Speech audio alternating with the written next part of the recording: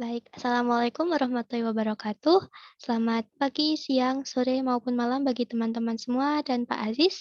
Kami dari kelompok 2 yaitu dengan tema konsep dasar teori psikologi konservasi dengan anggota yaitu saya sendiri Tazkia Nada Nabila dengan NIM 151141915 dan teman saya yaitu Tiara Awanisa Pamardisiwi dengan NIM 15114194043. Next.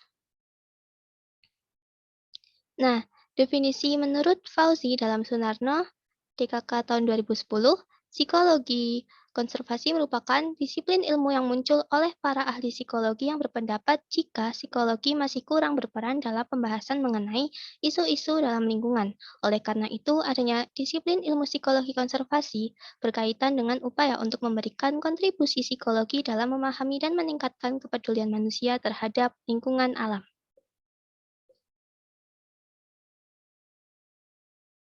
Terdapat 5 aspek psikologi konservasi, yaitu yang pertama merupakan cara manusia merawat alam, yang kedua bagaimana sebaiknya manusia bersikap terhadap alam, yang ketiga bagaimana cara manusia mengembangkan keyakinan dan pengetahuan yang baik dan tepat mengenai alam, yang keempat merupakan hubungan antar manusia yang relevan dengan konservasi, dan yang kelima yaitu hubungan antara manusia dengan lembaga-lembaga sosial.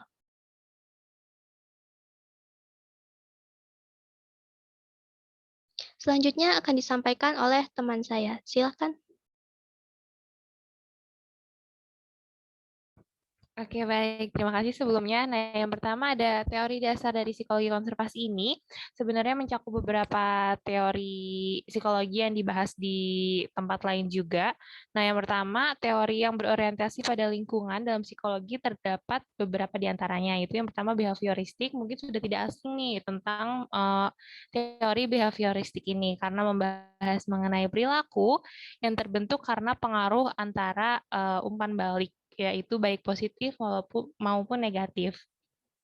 Dan bisa juga atas pengaruh modeling. Nah, dalam psikologi konservasi ini, teori yang berorientasi pada lingkungan itu salah satu aplikasinya adalah contoh geographical determinan, yaitu teori yang melihat bahwa perilaku manusia lebih ditentukan kepada faktor lingkungan di mana manusia itu hidup. Contohnya, ketika manusia itu tinggal di pesisir pantai atau di pegunungan ataukah di daratan itu dipengaruhi.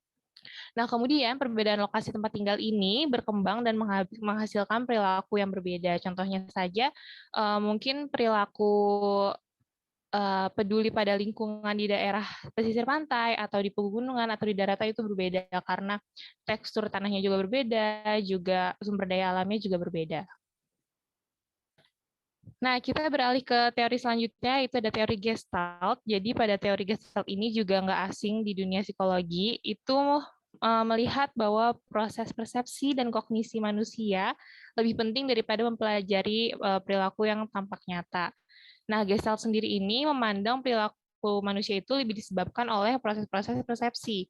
Objek perseptor dan setting merupakan satu kesatuan dalam proses persepsi yang tadi telah disampaikan. Nah, ketika dihubungkan dengan psikologi konservasi ini, persepsi lingkungan merupakan salah satu aplikasi dari teori Gestalt. Next, lanjut, selain kedua teori di atas, psikologi konservasi ini juga dibahas mengenai upaya sintesa terhadap orientasi teori pertama dan kedua. Upaya sintesa ini terhadap orientasi teori Gestalt dan juga behavioristik. Nah, premis dasar dari teori ini menyatakan bahwa perilaku manusia selain disebabkan oleh faktor lingkungan, juga disebabkan oleh faktor internal atau dari manusia itu sendiri. Nah, proses interaksi pada kapasitas diri oleh stimulasi lingkungan, artinya manusia dapat mempengaruhi lingkungan dan lingkungan juga dapat dipengaruhi oleh manusia. Sehingga dalam teori ini menekankan bahwa interaksi manusia dan lingkungan itu saling berhubungan dengan erat. Psikologi sendiri termasuk ke dalam teori medan dari Kurt Lewin dengan formula B sama dengan F, IO, yang berarti perilaku merupakan fungsi dari lingkungan dan organisme. Oke, sekian dulu penjelasan hari ini mengenai teori-teori psikologi konservasi dan berikut adalah daftar pustaka dan sumber bacaan.